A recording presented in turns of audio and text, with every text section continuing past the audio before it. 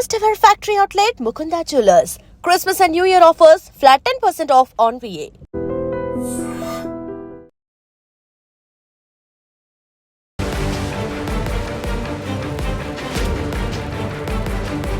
నమస్కారం, welcome to I dream. నేను మీ సంగీత. బ్రతికున్న తల్లి చనిపోయిందంటూ ఫేక్ డెత్ సర్టిఫికెట్ క్రియేట్ చేసి తన పేరు మీద ఉన్న ల్యాండ్ను అక్రమంగా ఒక పర్సన్కి సేల్ చేయడం జరిగింది. ఈ విషయాన్ని గ్రహించిన తల్లి, నేను బ్రతికే ఉన్నాను, నాకు న్యాయం చెయ్యండి అంటూ అధికారులను అప్రోచ్ అవ్వడం జరిగింది. ఈ సంఘటన కూడా వచ్చి ఎక్కడో జరగలేదు, ఏపీలోని ప్రకాశం జిల్లాలో చోటు చేసుకుంది సంఘటన.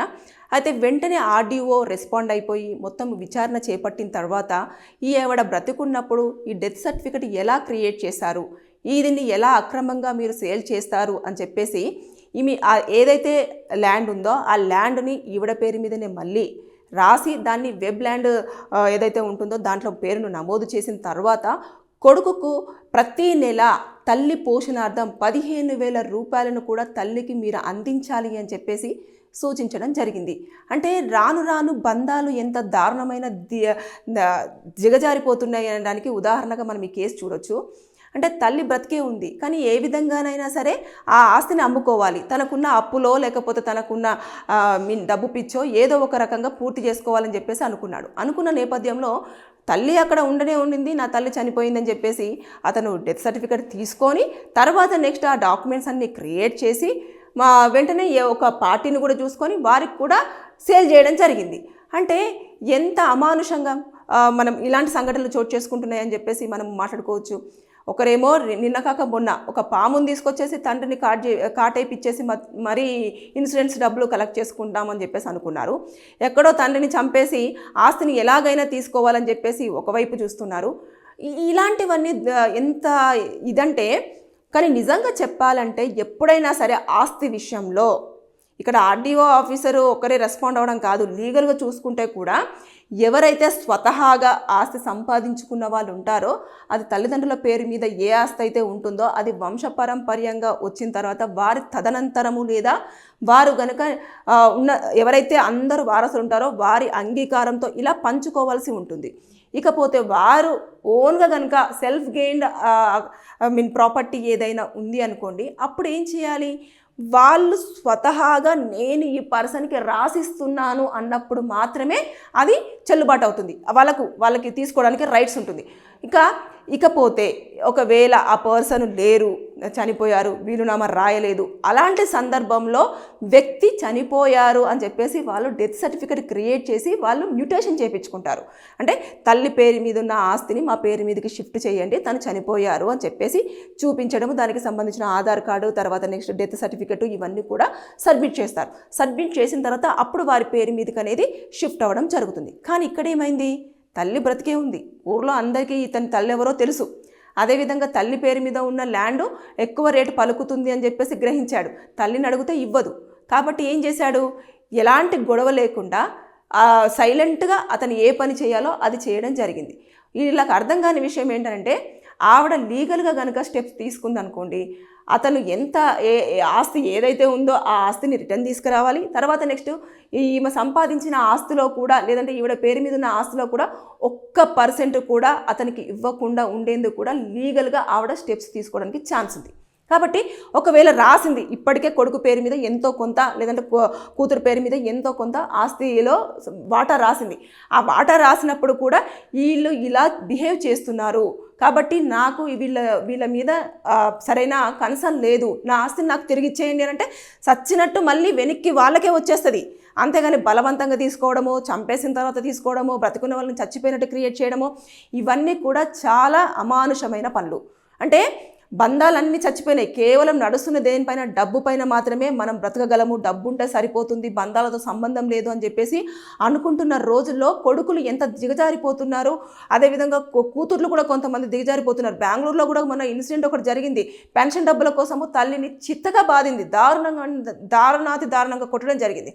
అంటే మీకు కాళ్ళు చేతులు అన్నీ బాగున్నాయి, మీకు ఏజ్ ఉన్నది, తర్వాత మీకు సంపాదించుకునే అంత తెలివిని కూడా వాళ్ళు ఇచ్చారు, చదువు కూడా నేర్పించారు. అదంతా పక్కన పెట్టేసి వీళ్ళు ముసలోళ్ళు అయిపోయారు, ఇంకా వీళ్ళకు డబ్బులతో ఏం పని ఉంటుంది, వీళ్ళ దగ్గర ఉన్న ఆస్తిని అమ్ముకుంటే సరిపోతుంది కదా, వాళ్ళకి ఏం తెలుస్తుంది, మన మీద నమ్మకం ఉంది కదా అని చెప్పేసి అనుకుంటే లీగల్గా మాత్రం వాళ్ళు స్టెప్ తీసుకున్నారంటే మీరు జైల్లో ఉండాల్సిందే. ఇకపోతే మీ పేరు మీద ఉన్న ఆస్తి కూడా వారి పేరు మీదకి షిఫ్ట్ అయ్యే ఛాన్సెస్ కూడా ఉంటాయి. దాంతోపాటు మీరు ఒకవేళ అక్కడ ఎర్న్ చేస్తున్నారంటే మీరు సంపాదించే దాంట్లో అంటే పేరెంట్స్ యొక్క పోషణార్థం అంటే వాళ్ళ ఫుడ్ కానివ్వండి, బెడ్ కానివ్వండి, వీళ్ళ అకామిడేషన్ కానివ్వండి, అన్నింటికి కూడా ఎవ్రీ మంత్ 20,000 వరకు కూడా కోర్టు వారికి ఇవ్వాలని చెప్పేసి సూచించడం కూడా జరుగుతుంది. ఇక్కడ 15,000 చెప్పారు ఆర్డీఓ. బేసిక్గా కోర్టుకు వెళ్తే ఇంకొక 5,000 కూడా పెరిగే ఛాన్సెస్ ఉంటుంది.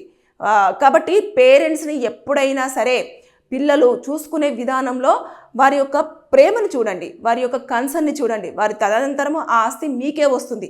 కానీ ఇలా బ్రతుకున్న వ్యక్తిని చనిపోయినట్టుగా చిత్రీకరించి ఫేక్ డాక్యుమెంట్స్ క్రియేట్ చేసి డెత్ సర్టిఫికెట్ తీసేసుకొని అక్రమంగా మీరు ఆస్తులు అమ్ముకున్నా సరే అది రిటర్న్గా మళ్ళీ వాళ్ళకు బ్యాక్ వచ్చేస్తుంది.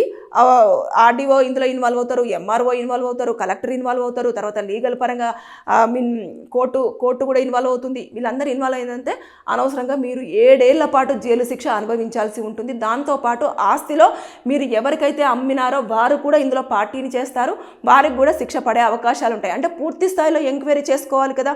అంటే వాళ్ళ తల్లి నిజంగానే చనిపోయిందా లేదా అనేది ఎంక్వైరీ చేసుకోవాలి.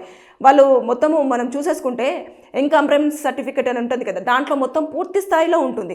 ఇకపోతే మనము పహానీలు చూస్తే కూడా దాంట్లో ఉంటుంది. మీరు డాక్యుమెంటైజేషన్ చూసారంటే దాంట్లో కూడా ఉంటుంది.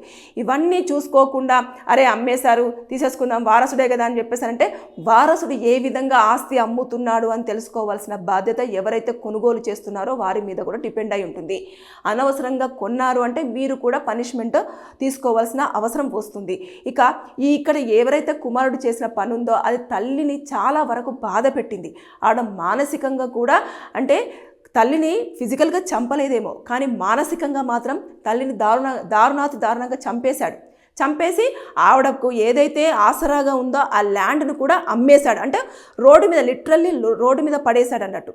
అలాంటి సిచ్యువేషన్ని వెంటనే గ్రహించి ఇమీడియట్గా ఆర్డీఓను కలవడంతో ఆవిడకు న్యాయం జరిగింది. ఒకవేళ తెలియకపోతే కొంతమంది ఎలా ఉంటారంటే కొడుకు మీద ఉన్న నమ్మకం అంటే నా కొడుకే కదా, నన్ను చూసుకోకపోతే ఇంకెవరిని చూసుకుంటాడు, నన్ను బాగా చూసుకుంటాడు, నా కోసమే ఉన్నాడు కొడుకు, నాకు ప్రేమ చూపిస్తున్నాడు అని చెప్పేసి నమ్మింది అనుకోండి, ఆవిడ చచ్చిపోయి ఎన్నో రోజుల క్రితం చచ్చిపోయింది అని మాట్లాడుకునే సిచ్యువేషన్ వచ్చేది.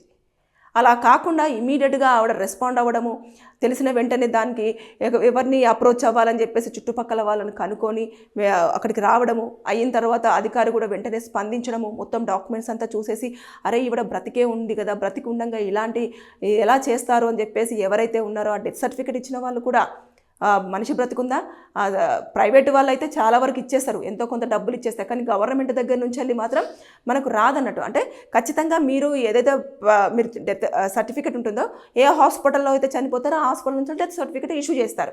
కానీ ఇష్యూ చేసేటప్పుడు మీరు ఎప్పుడైతే దహన సంస్కారాలు చేస్తూ ఉంటారో దాన్ని తీసుకెళ్ళేసి మీరు గవర్నమెంట్ తరపు నుంచి వెళ్ళి కూడా మీరు కొన్ని డాక్యుమెంట్స్ తీసుకోవాల్సి ఉంటుంది. తీసుకున్న తర్వాతనే అప్పుడు అంటే వారి పేరు మీద ఆస్తి కనుక ఎక్కువగా ఉంది అన్నప్పుడు, అంటే కొంతమంది పేరు మీద 30 ఎకరాలు ఉంటుంది, 10 ఎకరాలు ఉంటుంది, 5 ఎకరాలు ఉంటుంది, అంటే సెంట్లు అంటారు కొంతమంది, తెలంగాణ భాషలో వచ్చేసేమో ఎకరాలు అంటారు.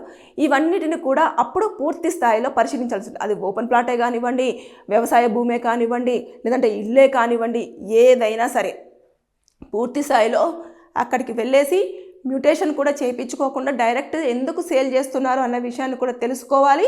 చనిపోయారా లేదా అన్నది కూడా అక్కడ ఏదైతే ఉంటుందో ఎంఆర్ఓ ఆఫీసు అక్కడ ఇన్ఫర్మేషన్ ఉందా లేదా తెలుసుకోవాలి. చుట్టుపక్కల వాళ్ళను కూడా వీళ్ళ మదర్ నిజంగానే లేదంటే ఫాదర్ నిజంగానే వీళ్ళ కుటుంబ సభ్యులు నిజంగానే చనిపోయారా లేదా అని చెప్పేసి ఎంక్వైరీ చేసుకోవాలి.